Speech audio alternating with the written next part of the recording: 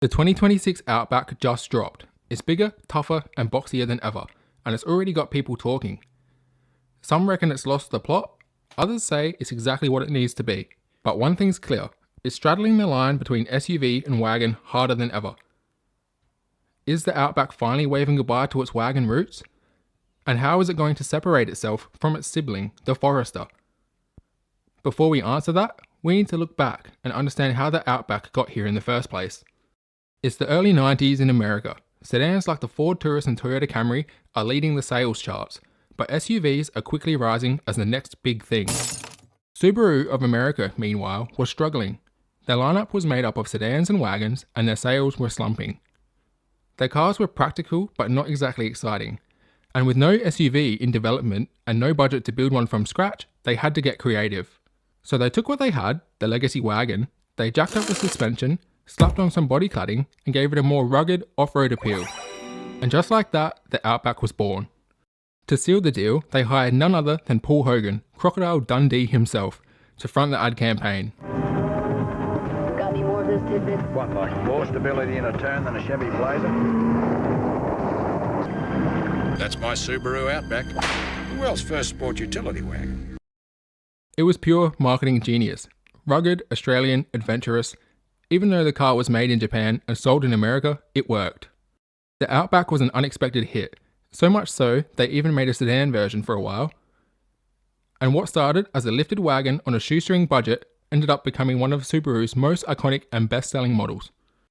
For several generations, the formula stayed the same, a lifted, more rugged version of the legacy wagon. But in 2014, with the launch of the 6th generation legacy, Subaru made a big move. They discontinued the standard wagon entirely. The Outback was no longer just a variant, it became the only wagon in the lineup. It still shared a lot with the legacy sedan, the platform, the interior, the drivetrain and styling, but the Outback was slowly carving out its own identity. By the time the 7th generation arrived in 2019, the split was even more obvious. In markets like Australia and Japan, the legacy sedan followed the wagon and disappeared from sale altogether. And 2025 will mark the end of the legacy sedan globally, leaving the Outback to carry the torch on its own. You could almost call this a coming of age, because the Outback has finally been able to spread its wings.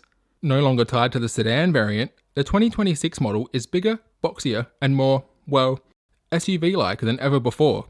It's got that classic quirky Subaru charm, rugged cladding, chunky proportions, and the look that says function over form.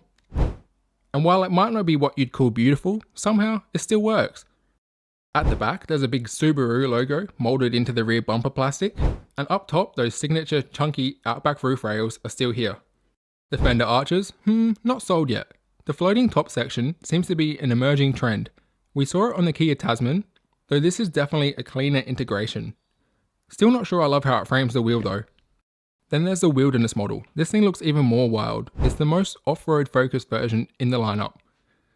It gets increased ground clearance, now up to 9.5 inches, chunky all-terrain tyres, upgraded suspension, an enhanced X-Mode all-wheel drive system, and a range of visual tweaks to double down on the Outback's off-road identity. Inside it's classic Subaru, functional, clean, and built for the long haul. It looks great in this brown and black two-tone variant. So, is it still a wagon? That's the big question, and honestly, the answer depends on how you look at it. Subaru, for one, is calling it an SUV in the press releases. Though to be fair, even when it was sealed as a lifted wagon, they had been marketing it as an SUV for some years. Technically, the Outback still sits lower than your average mid-size SUV. It's got a longer, more car-like stance, but from the outside, it's starting to look more and more like a proper SUV. It's edging closer to vehicles like the Forester or even the RAV4 in size and shape. That said, it still retains an undeniable wagon character and DNA. The Outback has always lived in the middle. Not quite a wagon, not quite an SUV. And that in-between identity is exactly what has made it a cult classic and such a success.